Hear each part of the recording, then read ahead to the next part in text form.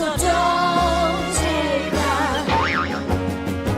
We won't take up.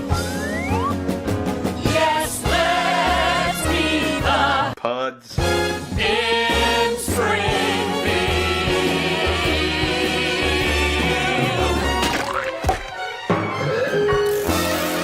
Episode 26 Of Pods. in the key. Of Springfield. Ba-da-da-da. So, Nick, how have you been? I'm James, by the way. You're Nick. Oh, I'm Nick, by the way. Yeah. Yes, I've been fine. How have you been? I have also been fine. Now that the pleasantries are out of the way, should we talk about The Simpsons? I think that's best. That's what we do on this podcast sometimes. What, talk about The Simpsons or be pleasant? It's not a particularly pleasant podcast. A lot of harsh grating noises. And That is the feedback. Weird, hugely specific segues. That is the feedback we do get from our listeners. Not a particularly pleasant podcast. One piece of feedback we got recently is that we're not talking about Colossus enough. Which I frankly found astounding, because I kind of feel like that's all I talk about. But Yeah, because there was an instance, which episode? We were talking about the episode where the nuclear plant... has a meltdown. Yeah, and the funny thing is, at the time of recording, that episode hasn't even gone up yet, and somebody's already sending us messages asking us if we think it's a Colossus plot, which I don't believe we even allude to in the episode itself. No, I do not. I was too busy thinking about other things. Butterfinger, mostly. Did we record that after the Butterfingers crash? I don't remember. No, I think it would have been before. But anyway, whatever. Today we're looking at Season 3, Episode 10, Flamin' Moves. And we're looking at Season 3, Episode 11, wish me luck everyone, Burns Verkaufen der Kraftwerk. You sure you want to do the accent? Burns Verkaufen der Kraftwerk. Yes. I wonder if I can get Google to say it for me. Which should be Burns Verkauft das Kraftwerk, apparently, which would be a translation of Burns sells the power plant. I know that's the second episode we're covering today, but while on the topic of the name, what happened there was they picked a name that didn't translate properly under the assumption that nobody would ever know what the episodes were named outside of the internal team working on them. Sure. They did not predict DVD technology somehow. Or just the fact that people would want to know what the episodes were called. So that's why it's got a bullshit name. Okay, interesting. Flaming Moe's, on the other hand, perfectly reasonable name for an episode about Flaming Moe's. It's a good name, actually. Yeah, it'll do. I like it. My first note for this episode is that the noodles that I had for lunch were extraordinarily hot. Very hot. Very hot to... Spicy or temperature hot? Temperature hot. Just holding them in my hands was an unpleasant experience. So that's... So I felt like maybe that was going to colour part of how I interpreted this episode, but I think I got through it. While everyone in Springfield was sucking down on Flaming Moe's, you were having some flaming noodles. Yeah, chowing down on noodles. Interesting. Yeah. My first note on this one has nothing to do with what we had for lunch.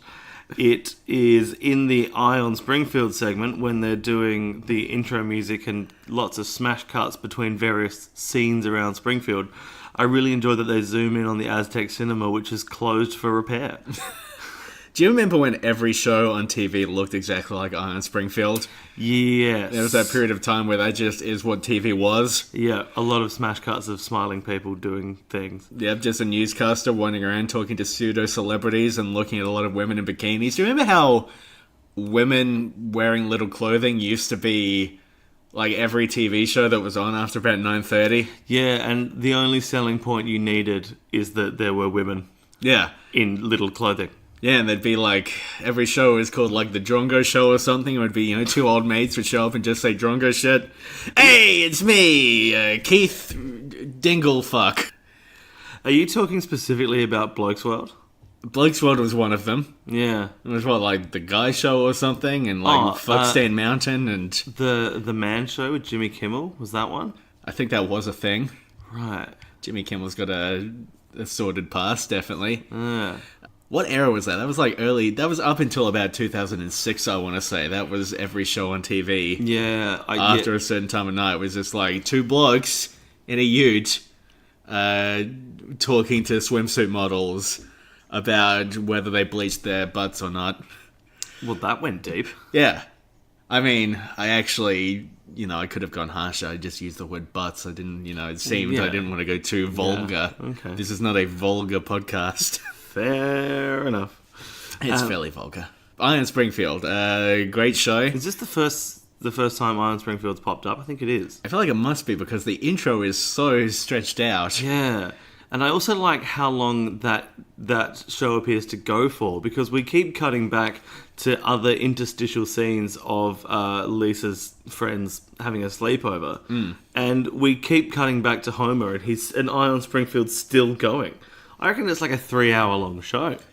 Did the scenes of Lisa having a slumber party have the odd melancholy effect on you that they had on me? What, like a nostalgic reminiscence for sleepovers gone by? No, well, Oh. I thought you were going to go with a melancholia joke there and talk about the Kirsten Dunst film that I assume you haven't seen, but which I really like. But Do you want me to talk about skate punk band Millencolin? if you want to, All right. Have you got anything to say about them? Life on a Plate, one of the more seminal pop punk albums. Life on a Plate. Yeah. Okay. What did that refer to? The artwork was a canary with crosses for its eyes, the international symbol for being dead. Yep. On a plate. Or just munted. Or just... Welcome back to Munted World. Now we've got two Sheilas in the studio with us in bikinis. Yeah. We're going to talk about our ute and the beers that we enjoy drinking. Okay. Fat Yak. James Squire's Hop Thief. Yep. Cooper's Pale. Those are probably my top three. I'm partial to a Pirate Life. I had a Swell Pale Ale the other night. Oh, Swell's really good. Yeah, Swell's fantastic. Yeah, I'm into it. Man, South Australia has a lot of good local breweries. Yeah. This South Australian Tourism Board, if you'd like to throw some money our way, we'd be more than happy to keep talking about the beers, but please do. we do need some remuneration. Is it an issue that Pirate Life has recently been bought out by the big boys? It is an issue for me. I think Yeah. I am concerned about what that's going to mean. Because the thing I like about Pirate Life is that a lot of their beers are aggressively hoppy.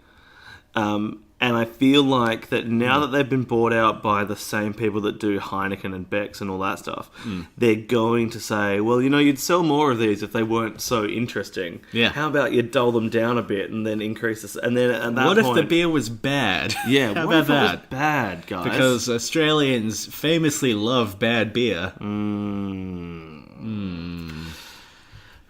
So much about Australian beer culture that I like and so much that I hate. Yeah, partway through this, I thought, are we going too far off topic? And I thought, no, this episode's about a bar. We're good. Oh, yeah. Yeah. Yeah, and so bringing it all back to the tone of the episode. I should go back, actually. I was talking about the thing making me melancholy, Lisa's Oh, yes. sleepover. Okay, And that I worked probably well. shouldn't just leave that hanging forever. Although I would like to jump to my next point. No, Lisa's sleepover. No, especially because you've alluded several times to the black period where you were living in my spare bedroom. Yeah. It would be nice if you just alluded to random melancholia and then never went back to resolve it. That could be a running theme, you think? Just melancholy that happened at some point? Well, okay. James's melancholy corner. This scene where Lisa's in her bed with this group of friends, I was thinking, is this both the first and last time we see Lisa with a large group of friends just like having fun like a kid? Huh. Do we ever see anything like this again? I like just going through my mind. I remember her hanging out with Janie once in like season 7 or 8 when she becomes a babysitter. Sure. Yeah. I can't think of any other scene where Lisa is like hanging around with a group like that, unless it's the focus of the entire episode. Yeah, like when they go to the beachside town and she Sweet merciful crap, my car. Yeah. I think you might be right. This is the only time we see Lisa with friends. So that's where the melancholia really got to me. Just this Right. little girl, having fun, living her life, knowing that somewhere in town, the nefarious Dr. Colossus is scheming to bring it all down. Is he? He might be. Wait, I'm just trying to appeal to that one guy. Wanted do you more mean Colossus stuff. do you mean to bring down the town of Springfield that she lives in, or to bring down her sleepover? I feel like Colossus has bigger targets than an 8-year-old girl's sleepover. I think Colossus targets are numerous and wide-reaching, and I think that's see. going to become clearer and clearer as we go. So Lisa's slumber party, they chase down Bart, Yes, they want to give him a makeover. and he leaps out a window Yep. from the second story of his house. Yep. We hear him hit the ground. What's going on there? I don't want to presuppose that there's an incident at Owl Creek Bridge situation. Incident at Owl Creek Bridge. Yeah, where the whole thing's a death dream. Oh, right. Fuck. Okay, sure. I mean, it could be because, well, sorry, I'm trying to figure this out because he jumps out of the window, and then all like Lisa and all her friends are watching it happen, and then Lisa, just with no concern, turns around and beckons Maggie over so they can give Maggie the makeover. Yeah. So I assume Bart's fine. I Meanwhile, imagine Homer just leaves the house completely to go drink, Yeah. while his son lies on the pavement somewhere with a shattered skull. Right. Probably. I mean, I don't think... What, is there pavement under Bart's window? Not after this episode. They had to get it removed. It was all cracked Yeah. from his little boy skull. His skull cracks the pavement. Yes. Very thick skull. Yeah, he's operating on cartoon logic, I suppose. He's like True. Wile E. Coyote. Sure. Speaking of little Maggie, who is, in my mind, one of the original 5 Simpsons. Okay. Interesting theory. The other night, I have a quiz night. I go to a quiz night with my quiz team, the Moops, a few of whom listen to this podcast. Dwayne, how are you going? V, etc. You know who you are. Hello, Moops. The one of the questions this week in quiz was... In quiz. Yes, sure. It was an ink quiz. One of the questions was something along the lines of which cartoon baby is shown to be worth this amount of dollars, which was a reference to the... Okay. I sat there for a moment thinking about it. Opening credits scanning when they scanned scanned Maggie at the checkout. Yeah. And my friend across from me had the sheet snapped into action. He's like, it's Maggie. Wrote it down. And I looked and said, oh, yeah, of course. And the whole table turns to me like, don't you have a podcast about this fucking show? How did you not get the answer? Why did somebody else get it? And they also say, you must feel really embarrassed. I said, no, I feel fine. I don't know anything. The entire reason we started this podcast is because we failed at a quiz night focused on The Simpsons. Yeah, we failed hard at that Simpsons quiz night. When Homer goes to Moe's, Moe is upset because fewer people are going to the bar because of increased job and life satisfaction, which are apparently poison for purveyors of whatever he says. Mind-numbing intoxicants. Mind-numbing intoxicants. Which, hearing this line, I can't remember the last time you could joke about life being too good for people to drink. Yeah. Feels like right. that is well in the past. So far in the past that I can barely see it. Also, I kind of disagree with that as a general concept. Like, I see, he's trying, well, the joke is to emphasize the dinginess of Moe's bar. But I don't mind a beer when I'm happy. Yeah, I suppose so, but maybe Moe's Tavern is a bar that relies on the unhappiness of the people who go to it. Possibly. Yeah. It does kind of have a soul-sucking atmosphere to it, I think. Soul-sucking atmosphere. Yeah, no, I mean, the dank, for one thing. Oh, the dank! Yes. I really enjoy that when Moe... So he's run out of beer, which I love that he doesn't... Had forgotten. Yeah, so he got behind on his payments, and then they cut off his beer supply, and I love that he doesn't factor that into why there are maybe fewer customers coming in. But then he refers to an old cocktail chart from when he went to bartender school, and he doesn't know what a gin and tonic is. I have to say, gin and tonic's quite good. Probably and this is a big call now, probably my favourite spirit-based drink. That is a big call. I mean, it's also a very easy call. They are definitely the best. What would you say are you joining me in ranking gin and tonics on I'm top? all about gin and tonic. I've been drinking gin and tonic consistently for like 4 years now. I'm all about it. Do I have a drinking problem? Well, I mean, you haven't been drinking them constantly. You've been drinking them consistently. There's a very important distinction That's there. true. I've been trying to only take little sips of this drink in between conversations here. Are you a lemon or a lime person? I'm a lime person. I alternate. Some gins you want lime, some you want lemon, some you want a slice of orange or something like that. Sometimes you don't even want a citrus. You want like some juniper berries, a bit of bit of something else. Quite often like a dried orange peel. Sure. Maybe some blood orange. Sure, yes. I am enough of a gin wanker that sometimes I will specifically want a certain citrus for a specific kind of gin, and I will make that request in the bar. No, I think that's fine. Yeah. I think that's fine. I mean, Because the botanicals and the flavour compounds within gin are so varied that it is actually perfectly fine to make that call. Alcohol always seems like a risky thing to become an expert in. Why? I don't think so. I mean, there are people listening going, well, of course you don't think so. But no, I don't think there's an issue with that. You're probably right. I've always had a difficult relationship with this idea, though. Like, I remember when the guy who worked at the bar at the uni I went to started to know what I wanted to drink. I started to feel very weird about it. Have I told this story on the podcast? I don't believe you've told that story. I know the one. Yeah, I once went down to... So, I suppose I should give some context. The university that I went to... We both went to the same university for a period of time. That you were also at. Had an area that was kind of like a bar, kind of like a cafe. It was all kind of melded into one kind of thing. Yep, it used to have a bunch of... one long stretch of bar that also did like breakfast and food and and then it would coffee.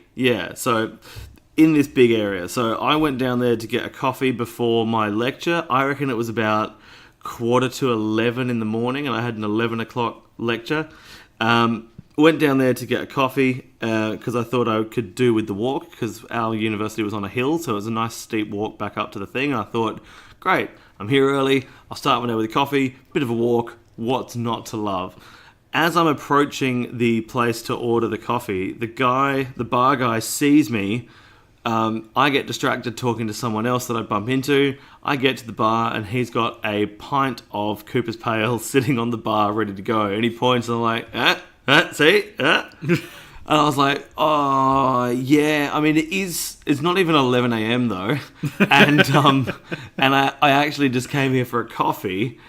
And his response was, oh, okay, well, I'll have to just pour that down the sink. But tell you what, I'll go make the coffee.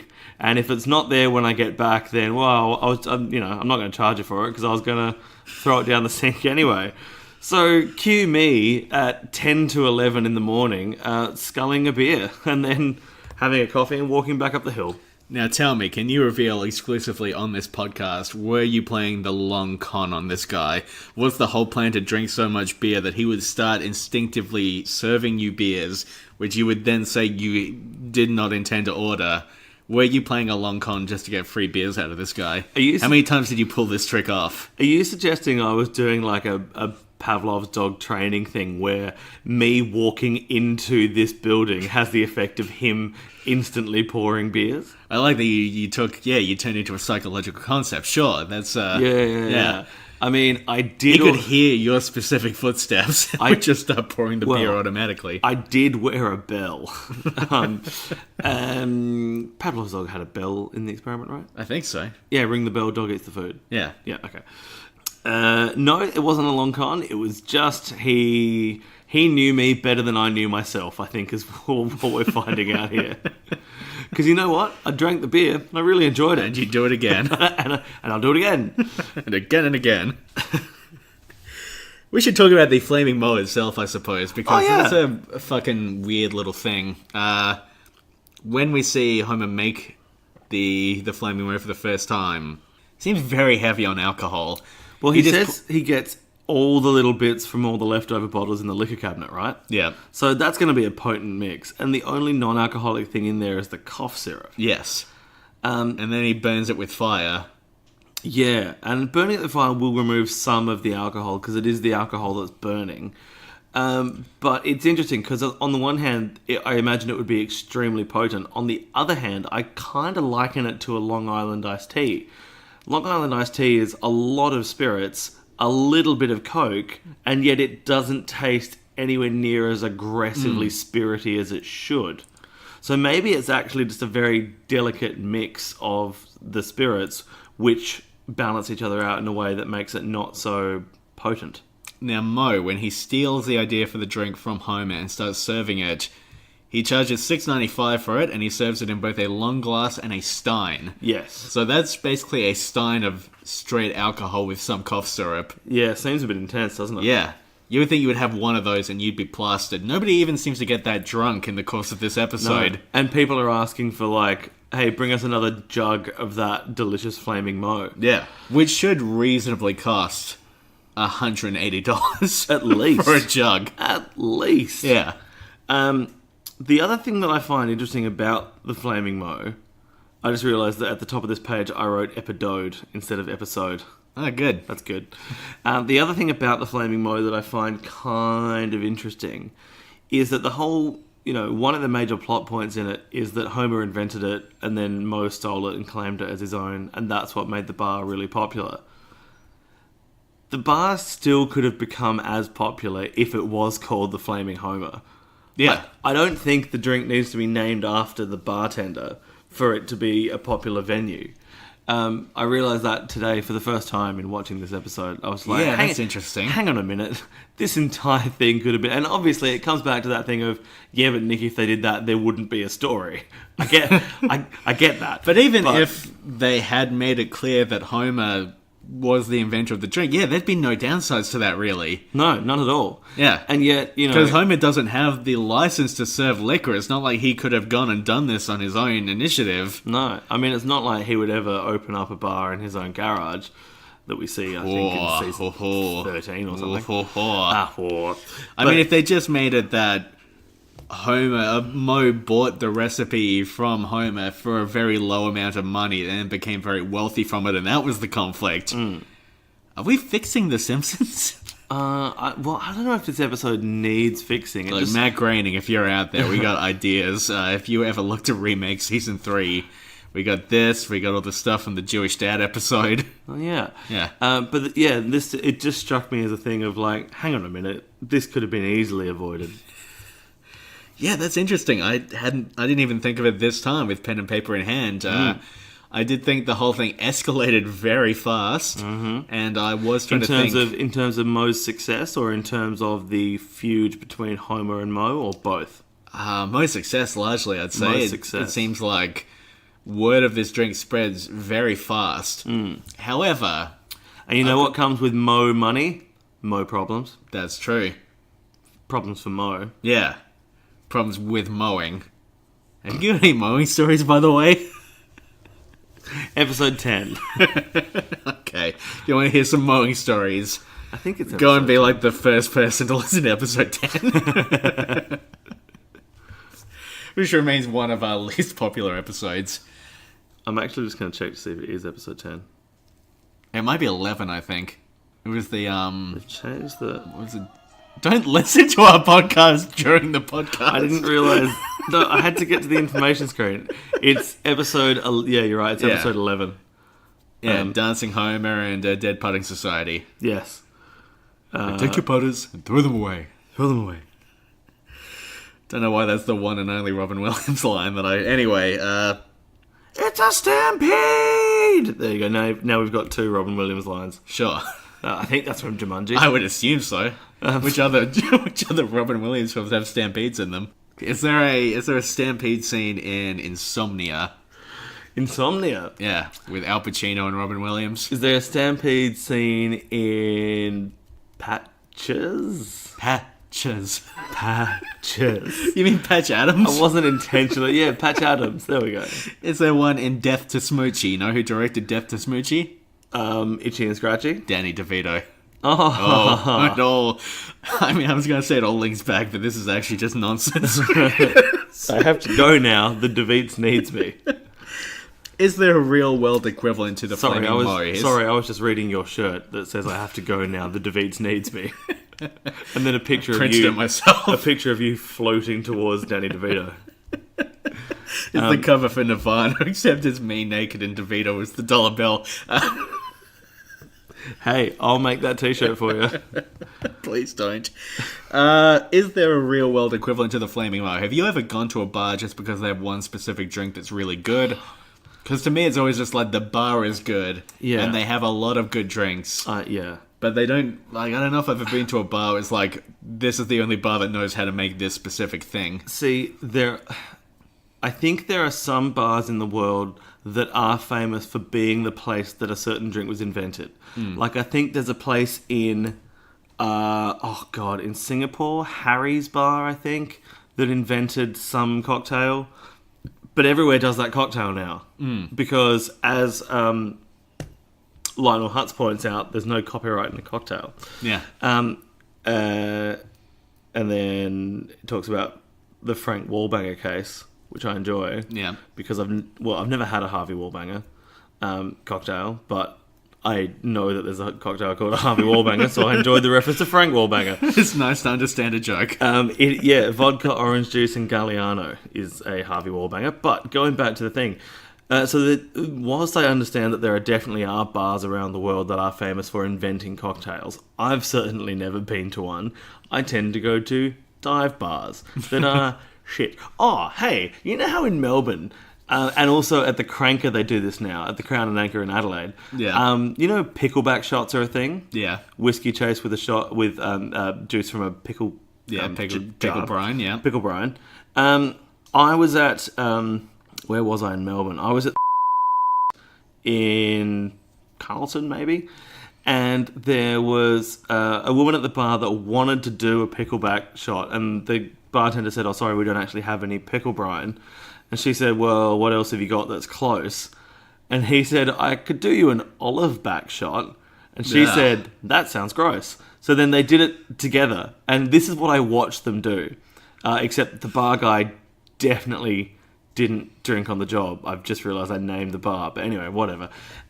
Responsible service of alcohol laws were I can complied bleep with. that. Yeah, sure. I figured out how to bleep. Nice. So it was a shot of gin, which gin is, in my humble experience, Gin's not a good shotting alcohol. not a shotting alcohol. A shot of gin followed by a shot of olive brine. Fuck off. That's terrible. I know, right? And I know that you're not an olive lover. No. I am an olive lover. So much that I sing, I take Lover Lover by Jimmy Barnes and I make it Olive Lover. And then sing that to myself while eating olives. Olive Lover, come I keep telling you, you gotta stop singing with your mouth full of olives. No, It's I refuse. disgusting. I refuse. Tapenade flying everywhere. Tapping hard.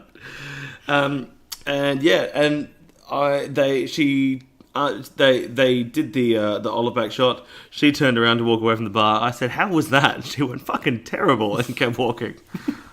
Anyway, olive back shots. Ain't no olive back girl, that's for So sure. it is possible that Carlton did invent a cocktail. Stop saying the name of the place. Oh yeah, it is possible that the pub that I went to that definitely complies with responsible service of alcohol laws did invent a thing called an olive back shot. But guess what? I'm never going back there. Well, Where again, sorry? bleep. I'm never going back there for that specific drink. Okay. I mean, you didn't go there for that specific drink at all, though. You didn't even have the drink in this anecdote. That is 'Cause correct. It sounds disgusting. See, mad fucked. Have you been to anywhere for a specific drink? No, I just go to bars that are nice, and I know all the drinks are good. Do you want to tell the story about when you escalated that argument at the Warradale Hotel when we were drinking the blueberry cocktails? Yeah, sure. I feel like this is a shared anecdote. Yeah. Maybe I'll remember half of it, you remember half of it. Okay, so If you give the setup, I can say my you can part do of the it. thing. Yeah. So we were having a bit of a drinking session a couple of years ago now at what was my local, is no longer my local.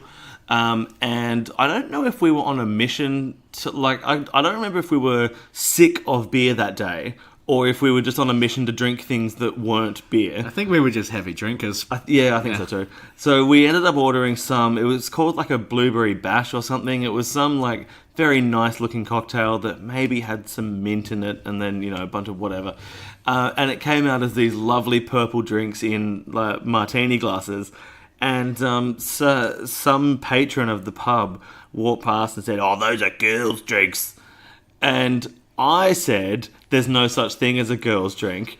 But then you really pulled the ripcord Yep. and hit the eject button and all other metaphors I can find for escalation. Because I went all in on this and said to her, "How do you know that we identify as men?" yes, Yeah. which is, look, very valid point, but also, man, I wasn't prepared to get into that discussion on that particular night. It's a real two-pronged assault on this this woman's preconceived notions of gender conformity vis-a-vis alcohol. Yes, and I think my favourite thing about it is that it wasn't a 1-2 punch. We both yelled at her at the same time. Yeah, because they were out of 1-2 punch, our favourite kind of punch that night. Oh, that's pretty funny. But that story doesn't really have a resolution because she just looked at us weirdly and walked away. But Yeah, that's how a lot of our interactions with women end, though. but the point is, we're heaps progressive and we want everyone to know about it. I guess. So the Flaming Mo, God, there's a lot of stuff that happens in this episode. Hugh Jass is in that. I really like him. He's a chill dude. Eventually, of course, they find out because Homer does a Phantom of the Opera thing in the rafters and reveals that it's cough syrup. That was the secret ingredient. Tipsy McStagger gets the recipe. Yep. And soon everyone's making a knockoff version of the Flaming Mo. Sure. Nobody gets the Mo's anymore. Few thoughts on this. Sure. One thing, knowing how people are still going to go to the original bar to get the original Flaming Mo. Yeah, like if Harry- it becomes the most popular drink in town, Yeah. people are going to want the original experience still. That's going to be part of the attraction of I Mo's agree. Tavern.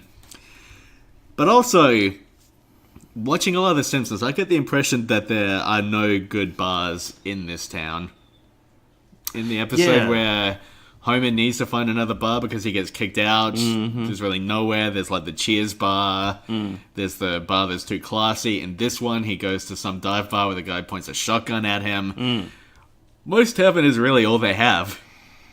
Yeah, I mean, there are a lot of pop-up bars once the Mo recipe comes out. But yeah, no, I think you're right. People would still go back to the... Although, to be fair, there is that line where someone says, "I hate the place, but this drink is just so good." Yeah, but where else do you go? There's no good bars in town. And the very next episode, Burns, Verkaufen, and Kraftwerk, when they need to go to a bar, they end up at Mo's. Yes, that's true. That's very true. So we move on to Burns, Verkaufen, der Kraftwerk? I had a few more things I wanted to say. I'll get them out quickly, though. Okay. Sorry, I saw you turn a page. I didn't realise it's because you had multiple notes. I got notes coming out of my eyeballs. Homer loses his mind and starts to see Mo everywhere. And hears the word Mo everywhere. Mo. And that's very strange. I don't quite know Mo. what to make of this specific form of psychosis. Sure. And it seems like a specific Simpson thing where somebody gets weird and starts saying someone's name a lot. They say Mo or Patty or, that sort of thing. Yes. So that's a whole weird thing. There's a subplot in this episode about Edna trying to fuck everyone that I like. Hang on. You like the subplot, or Edna's trying to fuck everyone that you like? I like the subplot. I like that Okay, Edna's sweet. just wandering around. There's also this thing in the early seasons of The Simpsons where Edna is really impressed by Mud and Prince. As I like it when that stops happening and she becomes just as exasperated with him as everyone else. Yeah. I'm looking forward to that turn in her character. That's a good turn. Yeah. Are you pro Martin Prince or anti Martin Prince? I'm pro Martin as a character on a TV show that I watch. I'm sure if I knew the little shit, I'd be irritated by him.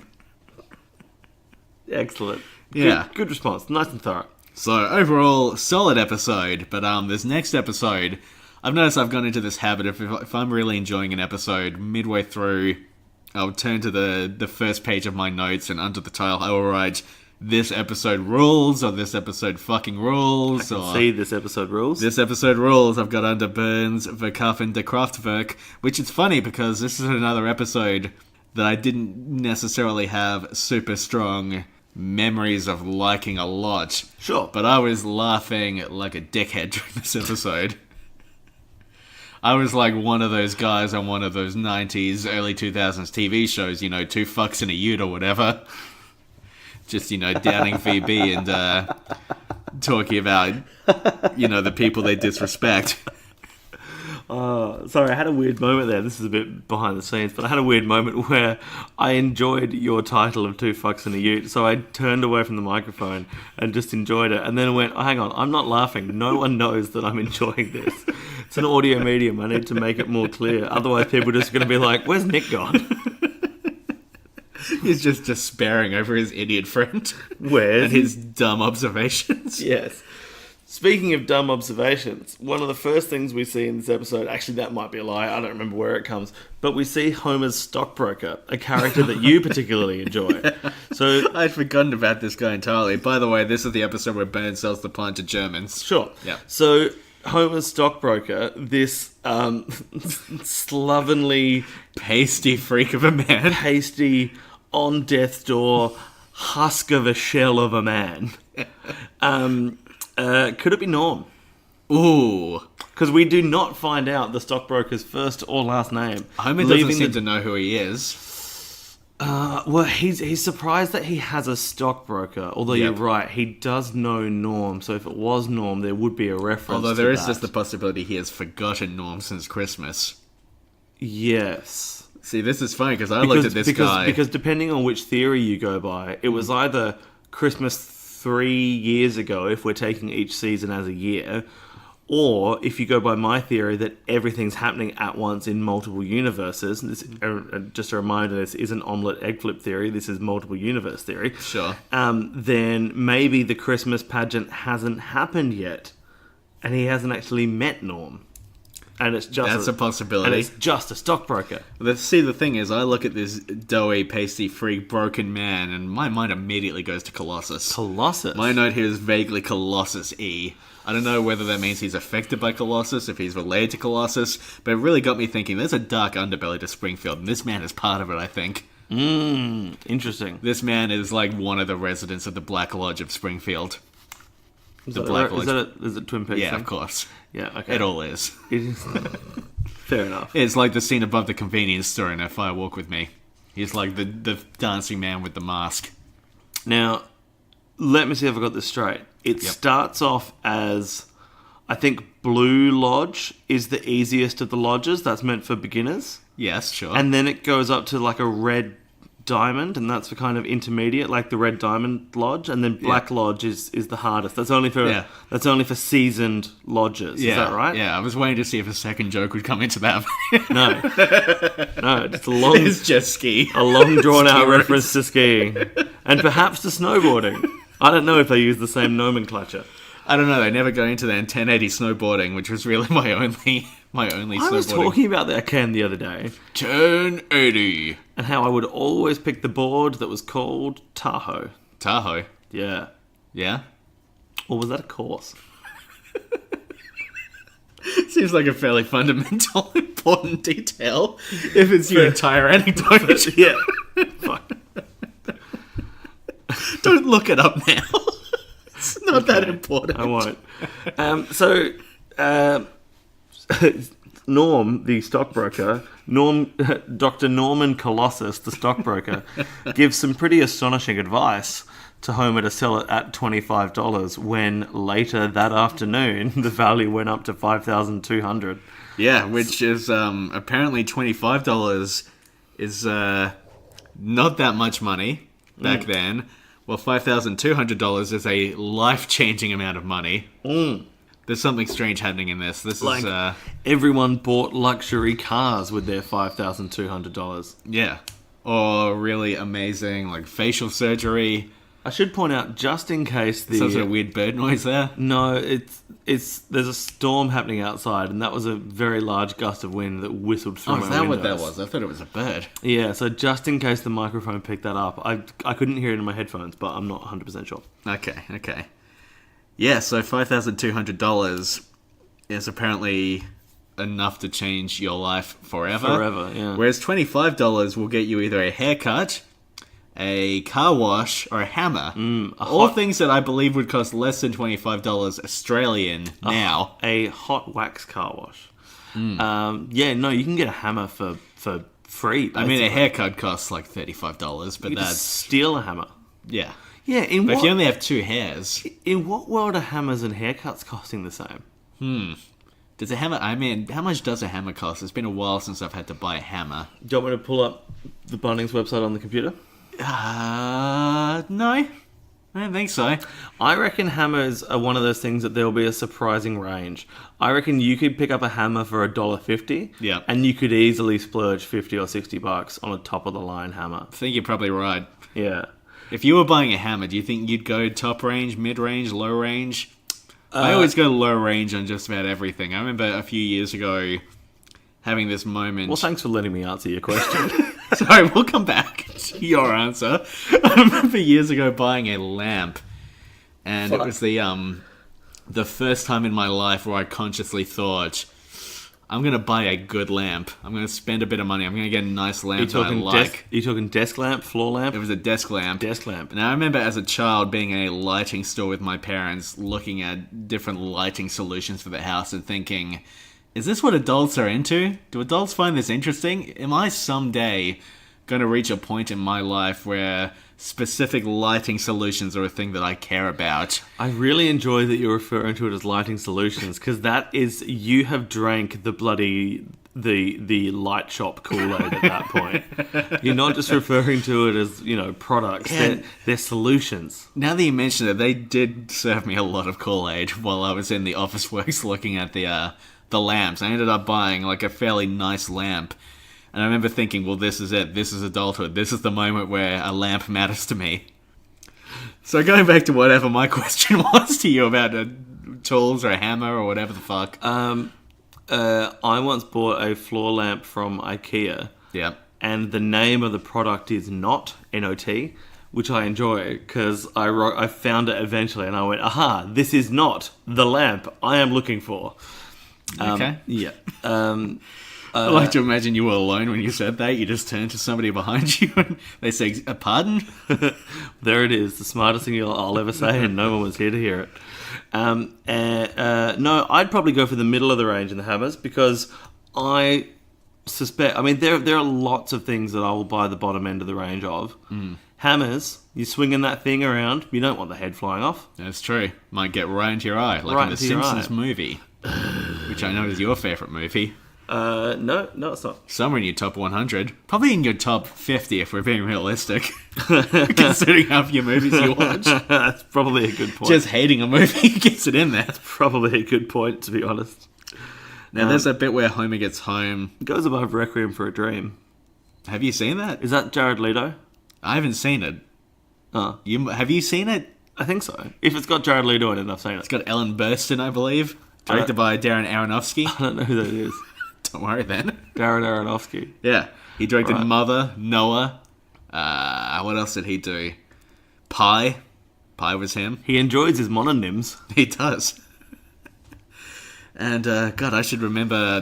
Black Swan, that's not a mononym. There were 2 words in the title of that movie. I'm not going down an Aronofsky thing. I quite like Aronofsky. Didn't like Mother, though. So Homer was looking at buying a $25 hammer, and instead he buys a gourmet non-refundable beer, which costs $20. Yeah, he's still got 5 left. But if you put that into perspective, that's a very expensive hammer. Yeah. Very expensive beer as well. Yes. For like, 1992. Or if you compare it to the Flaming Moe, which was pure spirits and $6.95. Yeah. That beer is outrageous. Yeah, that must be like 15 standard drinks at least. Yeah, and it didn't even get set on fire. Yeah. It didn't even have Aerosmith playing. We didn't mention Aerosmith. Yeah. Better cameo than Green Day in that movie.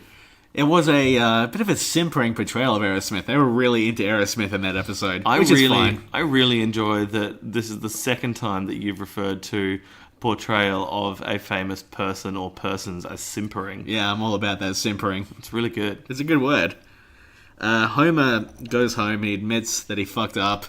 And there's a lovely moment where Bart kicks his dad in the butt and his head hits the screen. And the noise of his head hitting the screen is the sound of making contact with the old rounded TVs that gave me the weirdest hit of nostalgia for those old shitty like rounded TV screens. The old cathode ray that tube would TVs. let off a bunch of static electricity and would make a very specific noise if you clogged them. Yeah. It's beautiful. Yeah. It's lovely. That is good, isn't it? Yeah. Only people born in the 90s will remember that.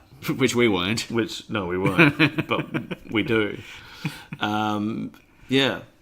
Yeah, I'd forgotten about that noise, actually. It's beautiful. I've now got an odd hint of nostalgia for it, too. Just a lovely little clumpy noise. Clumpy. I guess it's not really clumpy, but it's, you know, like the reverberations of the... What, weren't the the neighbours... convex screen. Yes. Weren't the neighbours in Bewitched called the Clumps? I don't know. Okay. I never watched Bewitched. It's kind of good. I mean, that shows us like a husband getting angry at his wife for being a witch, isn't it? Isn't that everything in the 50s? A husband getting angry at their wife for She's doing a witch. something? Nah. Yeah. I mean, the 50s were bad. Everything's bad. It's bad for women wall to wall. But It's just, I mean, the number of episodes of I Love Lucy where the plot is specifically Lucy has to hide some minor thing from her husband or she'll get killed by him. Jesus. Like, it's astonishing. The 50s was... But you know what? I don't think... Was that the 50s? I Love Lucy. 50s, 60s, somewhere around there? Early 60s, late 50s is my guess. It's not 1966 when Revolver was released. Or actually, sorry, Lucy had so many different shows. I'm specifically talking about I Love Lucy. Yeah. I think that was late 50s, early 60s. There may have been other Lucys, such as The Lucy Show, Here's Lucy, the rest of that Seinfeld sketch, which may have been later on. But Did you ever watch that show Green Acres? yeah. What distresses me about the theme song to that show is it's a husband and a wife, and the husband's saying, we need to go live in the country. And she's saying, I really like the city. The city's the life for me. Here are the things I really enjoy. A penthouse view, darling, I love you, but give me Park Avenue, all of that. The song ends with him saying, you are my wife, and her saying, goodbye, city life. Like, that's what it comes down to. Is because she's the wife, they have to move to the country. It's his decision. I remember seeing that show on TV as a kid, and that always distressed me. That's not great. Just like, that's the solution. They have an argument, and he says, well, you're my wife, so you have to do this. Yeah. So I don't want to be that guy, but should we maybe talk more about this very good episode of The Simpsons? Yeah, sure. That we're meant to be talking about. This has been a long record, and we've got nothing on the episode so far. So Burns sells the power plant for $100 million. Yes. $100 million is the budget of the movie Dunkirk. Have you seen the movie Dunkirk? No. So $100 million doesn't go that far. You know, it makes Dunkirk. Wouldn't make The Avengers. Wouldn't make whatever that Justice League film was. Justice League, I guess it was called. That $100 million movie, is that a movie in which people report back to Milhouse's dad that various tasks are complete? Done, Kirk.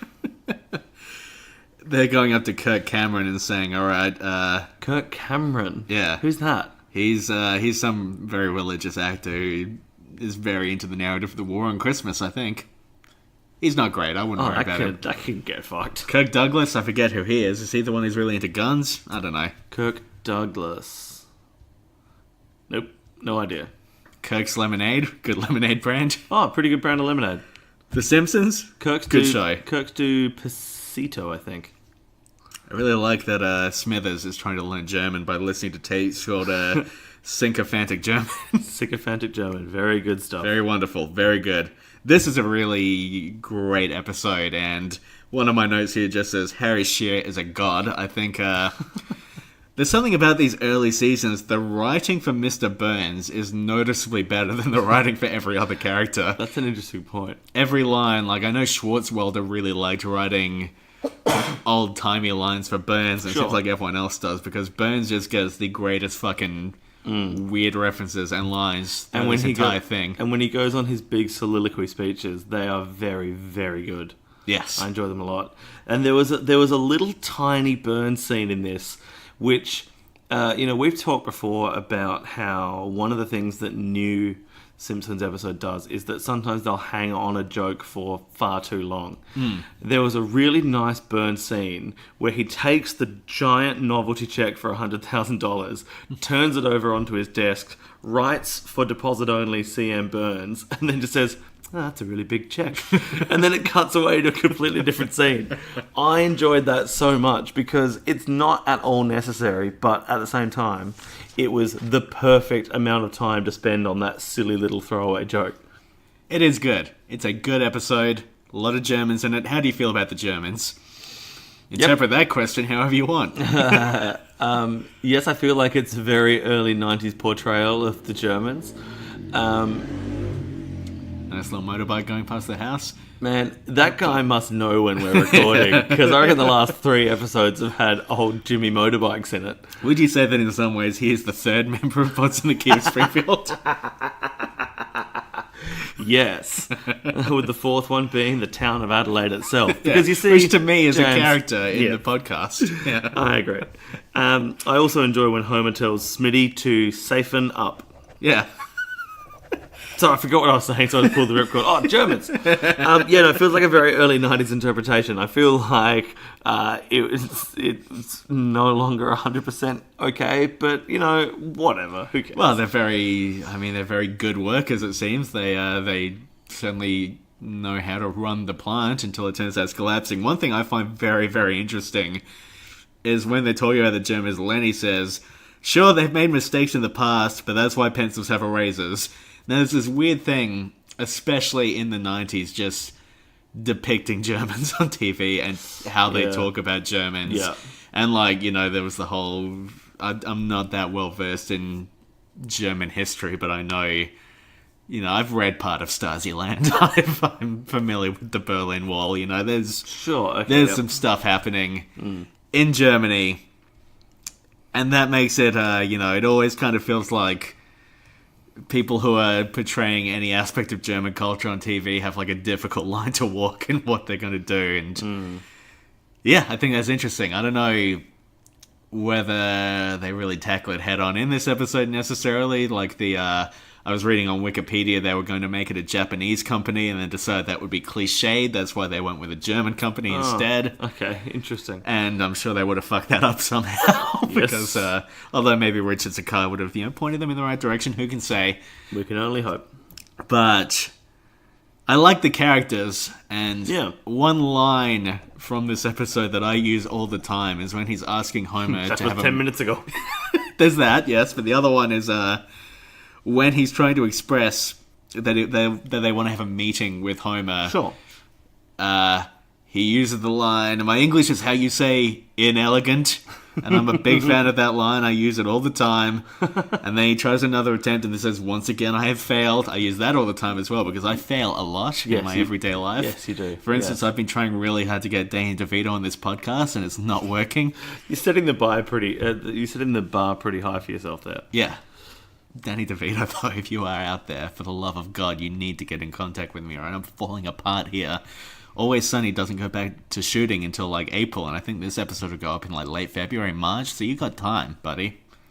I don't know if you can pin your life falling apart strictly on DeVito. Yeah, it does seem like too specific a thing, doesn't it? It does.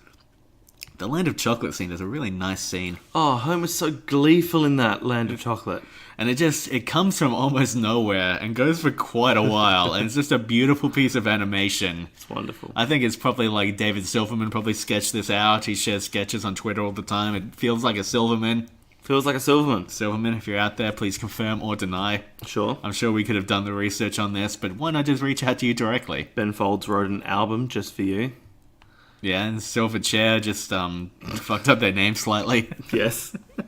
I'm doing all I can to be a silver man.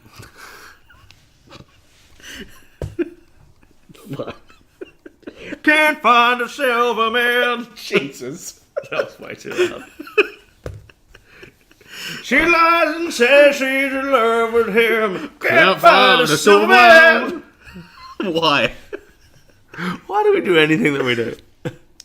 When so Mr. Burns, he's retired. He goes and does a bunch of other shit. Yeah. At one point, he's a beekeeper. Smithers comes to see him. He's an apiarist. Ooh, an apiarist.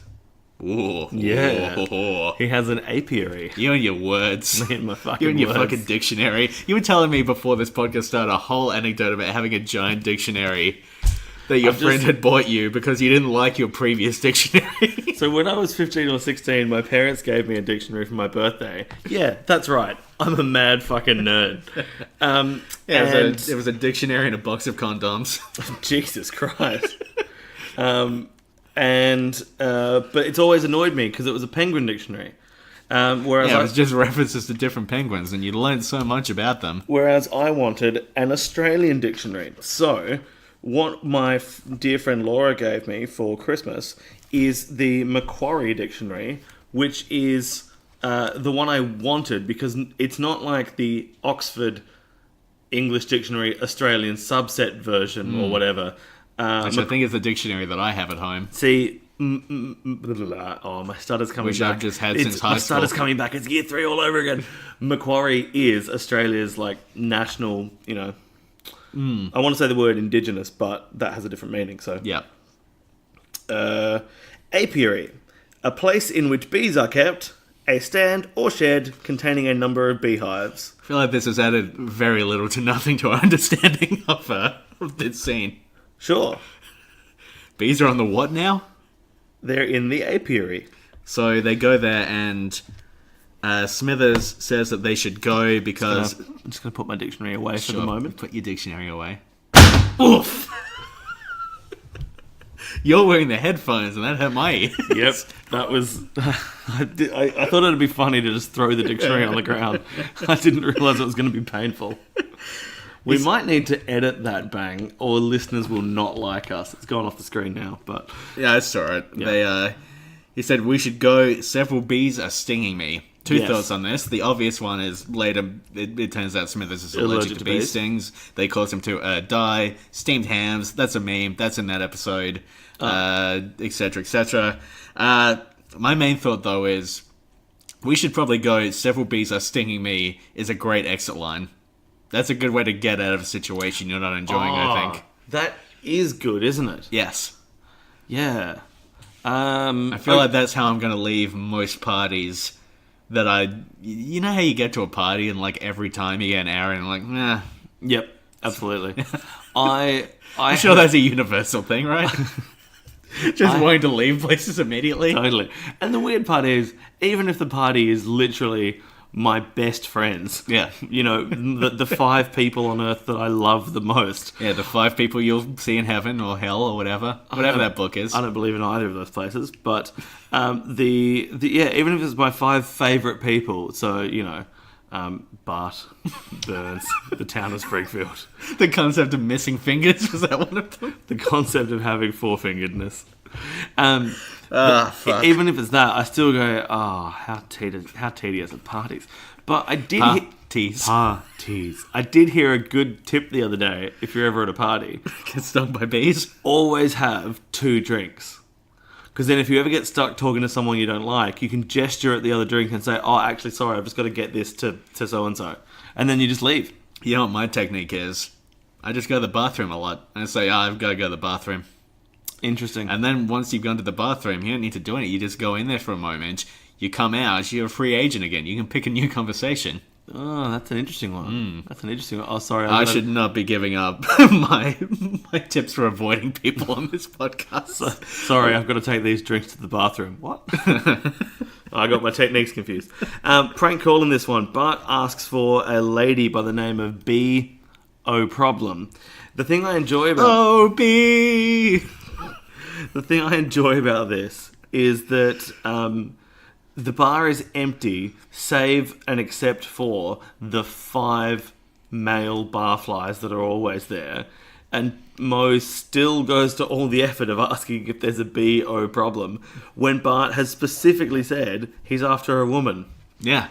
Homer is at the bar because he has been fired from his job. A major detail of the episode that we have not mentioned so far in this episode of our podcast, our Dumb Dumb Podcast. Yes. Little Dumb Dumb Simpsons Club. Little Dum Dum Simpsons Club. So, Marge sends Bart down to Moe's to get his dad, which seems like a very weird thing to make a 10-year-old do. Yeah, pretty grim pickings for a 10-year-old. Like, surely she should go there herself and take the kids. Go pick up your drunk, depressed, non-employed father. Yeah. From the one place that he's probably at his worst. Yes. Yeah. Yeah, it's a bit grim. Have fun, little 10-year-old buddy boy. Buddy boy. The fact that the scene doesn't end up being even the least bit grim is nice. It is nice. Because there's a very weirdly sweet thing about Moe really liking Bart. Yeah, and recognizing the voice, and we think it's going to be a prank call thing, and then Bart makes an admission that he makes prank calls, which doesn't sit right with me, but anyway. But then Moe it's a scene that I'd completely forgotten about, where Moe just repeatedly talks about like what a great kid Bart is and how much fun he is and what a crack up he is and asks him to like sing for him and gives him a chocolate bar. It's fucking out of nowhere, just Moe being a really cool guy towards this kid. Yeah, totally. Strange. It is strange. Good though. Good Really episode. liked it, yeah. I like a lot about this episode. It is what I would call a good episode of The Simpsons. How'd you come up with the terminology? I searched my heart for what I knew to be the truth. Sometimes you just really have to search your heart to know whether The Simpsons is good or not.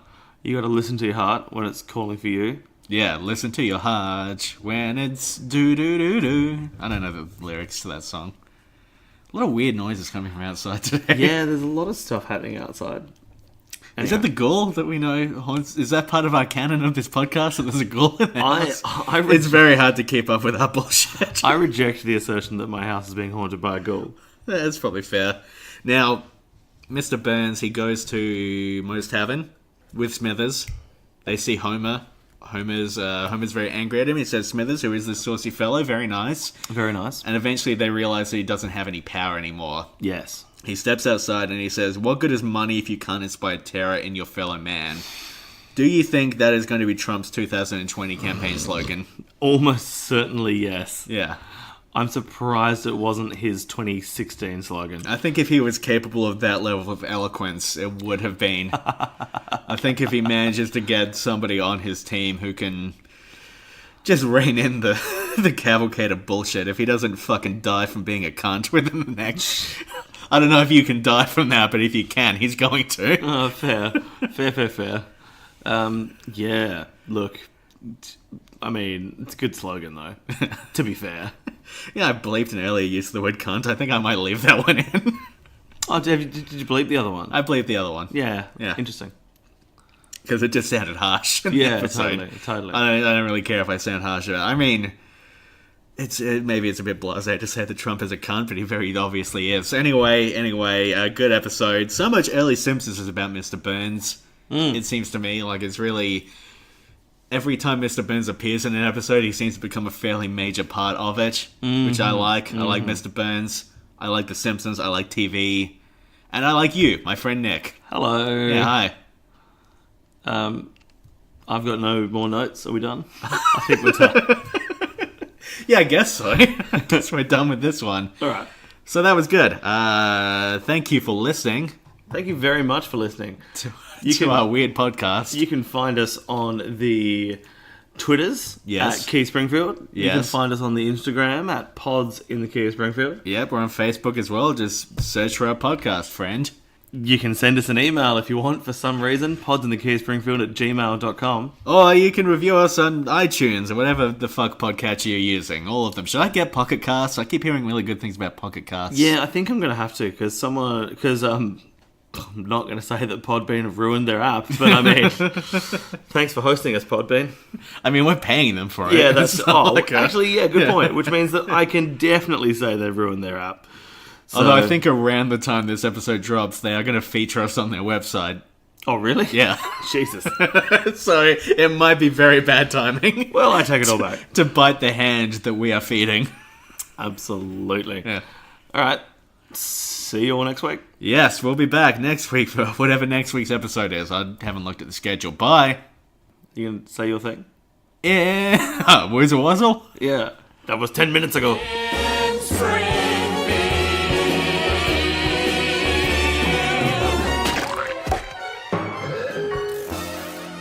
What was our first recording day? I don't know. I don't remember. Can I find- Although, actually, it would be written in this book yeah, that is 'cause in we- front of me. we- 21st. we initially started It's the recording 21st. dates. We're coming up on our first anniversary Cool. in 8 days. Oh, that's going to be a Monday. Yeah. That's irritating. Oh no, it's a Sunday. Alright, Okay. Cool. I'll have to, get dinner or something. We'll figure it out. sure. I Anyway. don't know if I should leave any of that in. I don't know how interesting that is to No, I anyone. don't think it I is. was making dinner plans. Very vague dinner plans that we probably won't stick to. It seems like a conversation that could happen off the air. So, this entire podcast, though. Did you find it weird when we went to the cricket and spent like 3 hours talking with no microphone between us? I find every conversation I have without a microphone weird. I feel like Yeah. I should be recording. I used to have, people who I would talk to regularly who would say things like, this conversation is wasted on just being between us. This is something that the world needs to hear. And now I've got this podcast and nobody's listening to it.